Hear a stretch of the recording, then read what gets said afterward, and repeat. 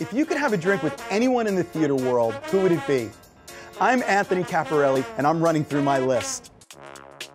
Each week, I'll sit down with cast members, bartenders, and personalities from New York's theater district and get a behind-the-scenes look at what it's like to live, work, and play on Broadway.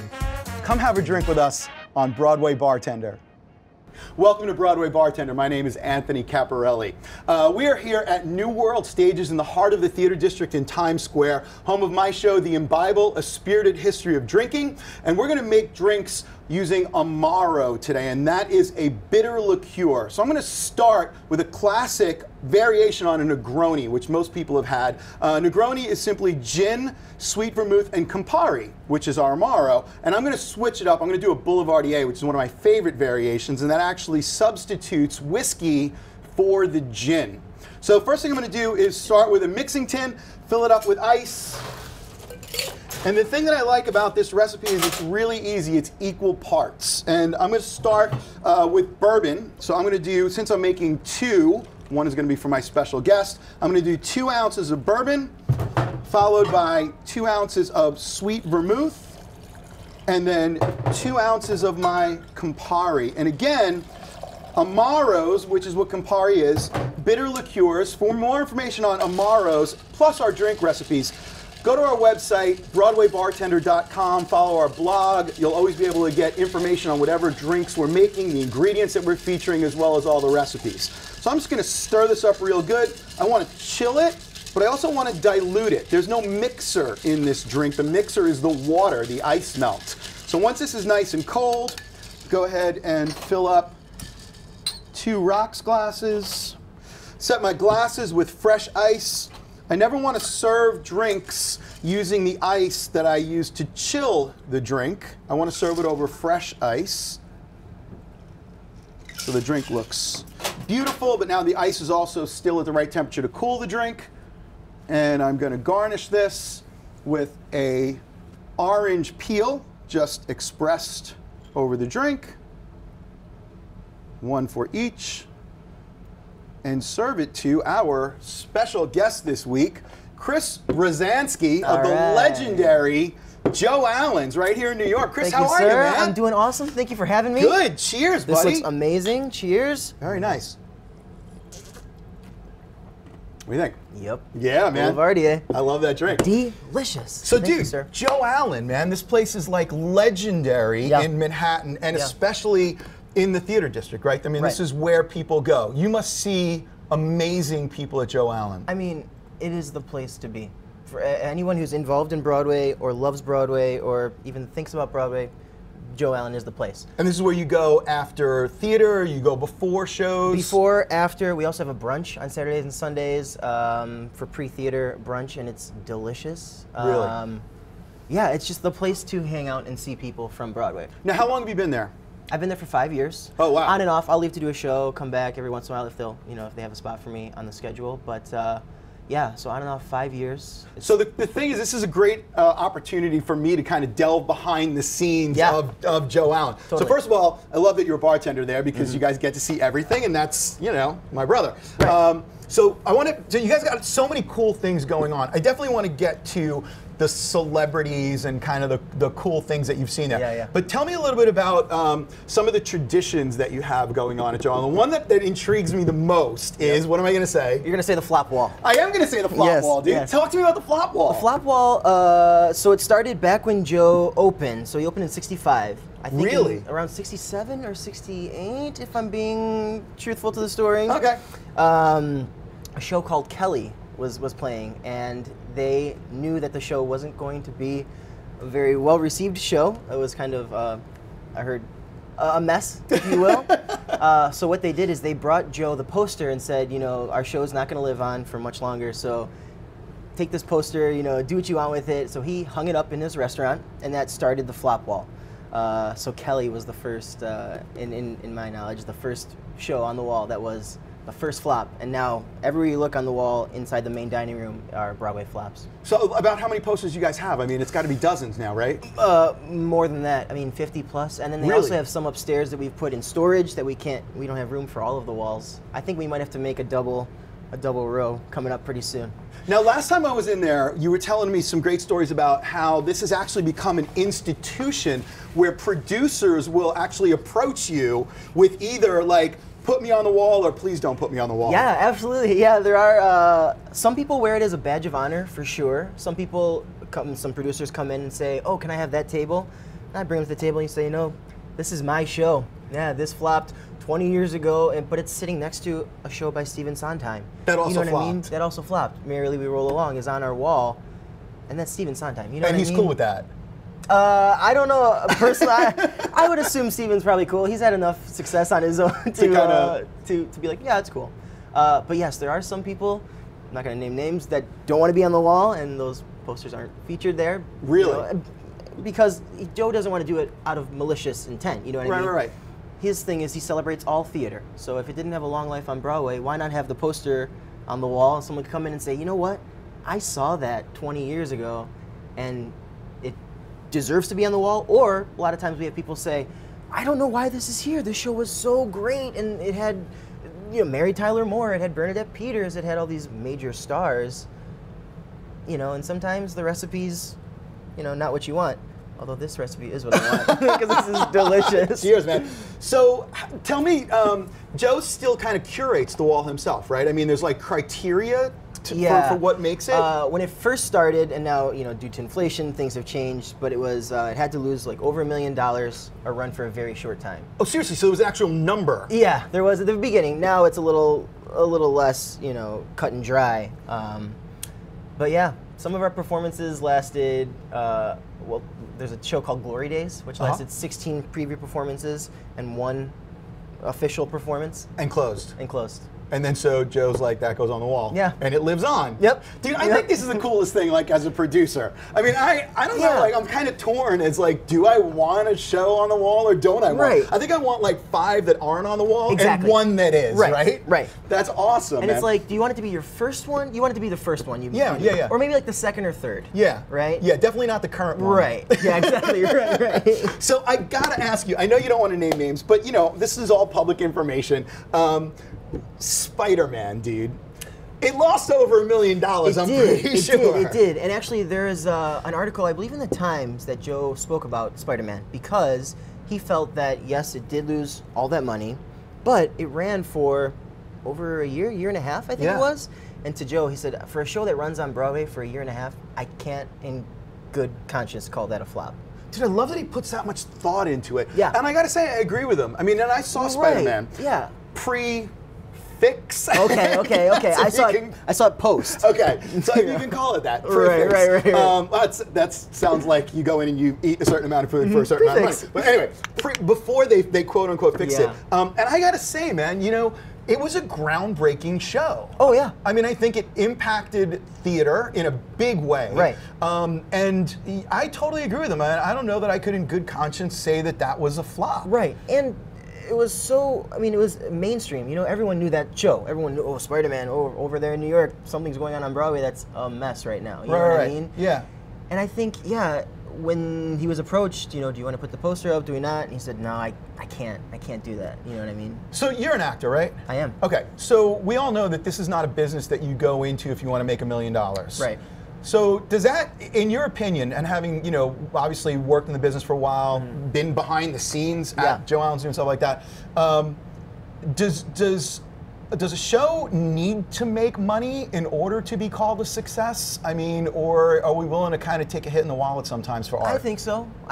Especially, you know, what makes art great? You know what I mean? There are many shows that you see that are very popular. They make a lot of money, but where is the heart? Where is the, you know, it obviously has something in there where people want to see it, you know, whether it be a celebrity or, you know, a cult following or something like that. But yeah, I don't think you have to make money in order to do meaningful work, or, you know, and I also don't think all work has to be like deep and meaningful. You know what I mean? Sometimes we do things for fun. Dude, I love that. You know what I mean? Like, I know, absolutely. I understand, you know, we're at a very tumultuous time in our politics, and theater is very important for the global community because it brings you, you know, it brings you to a peaceful moment. You know, when you're in that theater for 2 hours or whatever it is, you're at a show. You know what I mean? So you're lucky to be in that show. You know what I mean? So kind of take that in. And I don't think everything has to be deep and meaningful. Like, why not be funny and fun and fresh and just cool? You know what I mean? Dude, I love it. I don't know if you have an example of that, but this happened to me. I went to see Rock of Ages. Yes. And I'm not a fan of jukebox musicals. Okay. Okay. And I went in. Did you ever go into a show like just wanting to hate it? Yep. Okay. So I go in wanting to hate this show. Dude, I came out and I was like, now I know why people see this 100 times. Yes. And it was exactly what you said. It wasn't like a deep, meaningful show, but it resonated and it was entertaining, right? Yeah. Which is great because Rock of Ages, my voice is very high tenor, Journey, Bon Jovi, that's my thing. I just did a production of Rock of Ages, actually, which is funny you brought that up, because it is. It's a party. It's nothing but a good time. Right. But although when you're sitting in there are moments at the end where you're like, oh wow, this is actually a really good story, and it does have a heart in there too, but most of the show you're hanging out at a rock concert, you know what I mean? And they were revolutionary too in a way where I believe they were the first show to have drinks brought right to your seat. You know what I mean? And now I think a lot of theaters do that. You know, it's funny you mentioned that. So 2 things I want to talk about. So one, I want to come back to entertainment versus the, you know, how entertainment behind the bar marries with what we do on stage.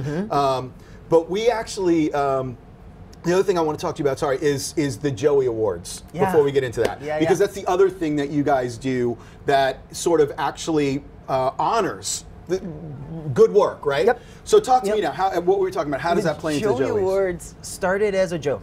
They started as a straight up joke. This guy, Joe Major, who works in our office, he's like our guru of scheduling and money and that type of thing. He's the man up there. He is a writer and he loved the Oscars and loves movies and film. So what he wanted to do was, let's celebrate the people who work here as if they were actors in a movie or a film. So we have Best Leading Bartender, Best Supporting Bartender. Leading Bartender is working a night shift, Supporter works a day shift. You have Best Door, which is like, your best host or whatever. The managers get an award as well. And it started off as a joke. During the Oscars, he would do a YouTube, he would drop a YouTube link on the Facebook page or whatever it was before I started. And people would chime in and see who won. Well, one year they were like, well, let's just have a live show. Let's just do it live, you know what I mean? So they did Laurie Beachman Theater. Joe parodied a bunch of different songs, made them restaurant related or actor related, things like that. And it became this massive thing in like our little, community. It was featured in the New Yorker 2 years ago. Really? They did a story on it. And you've had some big name hosts, right? Yeah, some big name presenters and things like that. Terrence McNally presented me with my award for Best Leading Bartender. Get out of here. And his husband, Tom Curtihy, yeah. Dude, he's one of my heroes. And it's amazing because the restaurant and the bar and things like that brought us together. You know what I mean? It was a common love of theater. Right. But Joe Allen is what we were celebrating in that night. You know what I mean? Being there and having that little community and that little family and having people like, Mr. Terrence McNally, and I will say, working behind the bar in a place like Joe Allen, you realize that all of these people who are unattainable are just normal people. They put their pants on one leg at a time, as they say, right? Yeah. That's awesome, man. So last thing I want to do, and then I want you to make me a drink. You up for that? Yep. All right, cool. Talk to me a little bit about, because when I first started bartending back in like 1934 or something, every bartender was an actor on the side. And so, and the reason, the thing that drew me to bartending, I was an actor first, and I used to tell people, I always felt like bartending was a Broadway play performed by a psychiatrist. Yep. Right? Yep. And I loved that about it. Today, it seems like with the whole mixology movement and craft cocktails, with nothing against all, some of my best friends are mixologists. Mine too. But I think there's the emphasis has shifted on making the drink instead of serving the drink. And one of the things that as a performer, I think you feel like you're back on stage when you're behind the bar, and there's an element of performance, I think, to good bartending. Yep. Talk to me about how that, how you've incorporated your performance personality into the professional bartending part. 100%. I approach it just like that. Like it's a performance, and I also approach it like I'm the host of a party. Or you're welcome to my house. Not even a party, because a party, it seems like it's too much pressure. It's laid back. It's just a gathering at my house. Right. Come sit at my bar. Let me make you something cool. You know what I mean? I love when people come and sit down and they're like, well, I actually don't really know what I want. I say, okay, cool. What type of spirit do you like? You know what I mean? Right. What don't you like, really? You know what I mean? And we'll go from there. And to put that in front of them and say, okay, there's that drink, and they taste it, like, that's amazing. Some people like that, you know what I mean? Some people like that experience. Other people come to the bar, I'll take gin and tonic, you know, something you say simple, you know, easy, gin and tonic, but they want to talk, you know what I mean? And it is that psychiatrist or friend or just, you know, someone that wants to talk, you know what I mean? And especially being at Joe Allen, people want to talk about the theater, you know, because they're coming there to decompress about what they just saw, or they're excited about what they're about to see. So you do feel you're the host of that party, you know what I mean? And to me, I think I do approach it more as the serving of the drink is my favorite part. I like to make the drinks too, but serving it and talking to people and making that connection, you know, between the bar, I think is a sacred place, and it's super cool how it's just like the place where people come together. You know what I mean? Dude, thank you for doing that, because I really think the industry needs to get back to that. It needs to be, you know, like we were talking about Rock of Ages, everything doesn't need to have a plot, and a good experience at a bar should feel seamless to the theater experience before and after. Exactly. In my mind. Yep. You want to make me a drink? I do. Dude, right, let me get back here. You got something with something with an Amaro in it? I do. I brought my favorite Amaro. Let's switch spots. Yes, sir. Rock and roll. All right. So this drink I actually kind of created. Oh, I love it. Didn't kind of. All right, I love original cocktails. Right. So my last name is Rozanski. At Joe Allen, we're all fun. We're all friends and family. They call me Rosie. They call me Rose. Some people call me Rosebud. Cool. So I created this drink, and I call it the Rosebud. Okay. All right. Awesome. So we're gonna start by filling our shaker here with ice. Excellent. Sorry, Jameson. I do 1.5 ounces of Jameson. I'm making 2 of them. Yep. I love it. So we got some commonalities already. Yes, sir. Got a little bit of Irish whiskey in there. And then I use Aperol, which is a orange liqueur. Nice. So I do 0.75 ounces of that. Love it. And again, this is our Amaro. Similar, same people that make Campari, actually, but just a little bit less intense in flavor, right? Yeah, absolutely. It's got a little bit of bitterness. It's got a little bit of that citrus bite to it, which I really like. Yeah. Also, I'm going to finish it with this Amaro. Oh, dude, double Amaros! Montenegro. Talk to me about Montenegro. Montenegro is my jam. So I'm a big Fernet drinker as well. I love Fernet, but my thing about Montenegro is the soft floralness of it, right? Oh, cool. So with this kind of citrusy Aperol business and the harshness of the Jameson, I think this gives just a little floral roundness. So I use about 1/2 ounce. I love how the Italian liqueurs mellow out the Irish whiskey. Yep. Man, I was originally thinking to give it something like that, like an Irish-Italian kind of name. Yeah. But people are like, no, you gotta call it the Rosebud because with the color, you'll see. This is fresh lemon juice. Yeah. We put 1/2 ounce for each cocktail in there. So that's beautiful. So we got bitter and sour going on. A little bitter, a little sour, and then we're gonna shake it up to talk about that dilution factor that you had, Rockin'.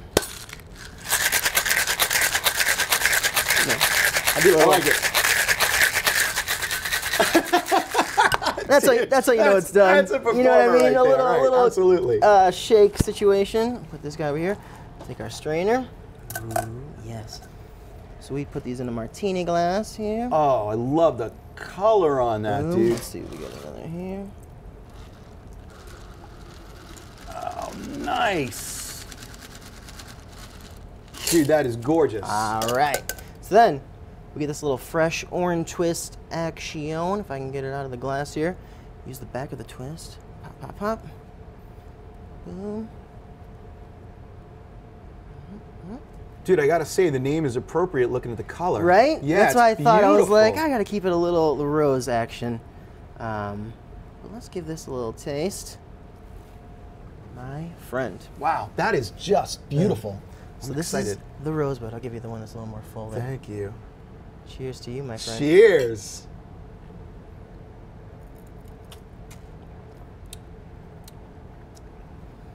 Oh, that may be my new drink. Yeah? Dude, that's fantastic. come on in. Joe Allen. When are you working next? Mixed Up the Rosebuds, Wednesday, Thursday, Saturday. Joe but Allen? every bartender's great. Wednesday, Thursday, Saturday. Come and see Chris Rozanski, Joe Yes, Allen. Dude, thank you My so pleasure. much. Thank you Again, so much for all for the having recipes, me. check out BroadwayBartender.com. We'll give you a little information on tomorrow's. We'll give you the recipes. We'll give a link to Joe Allen. Yeah, awesome. Maybe you got a website we can hit up that's you? Yeah, absolutely. All right, It'll we'll be, do that too. rock and roll. Come visit Chris, folks. Yes, Come down, sir. check out the Imbible, imbible.nyc, here in New World Stages, right in the heart of the theater district in Times Square. We'll be coming at you next week with another special guest from the theater industry and another couple cocktails. Take care.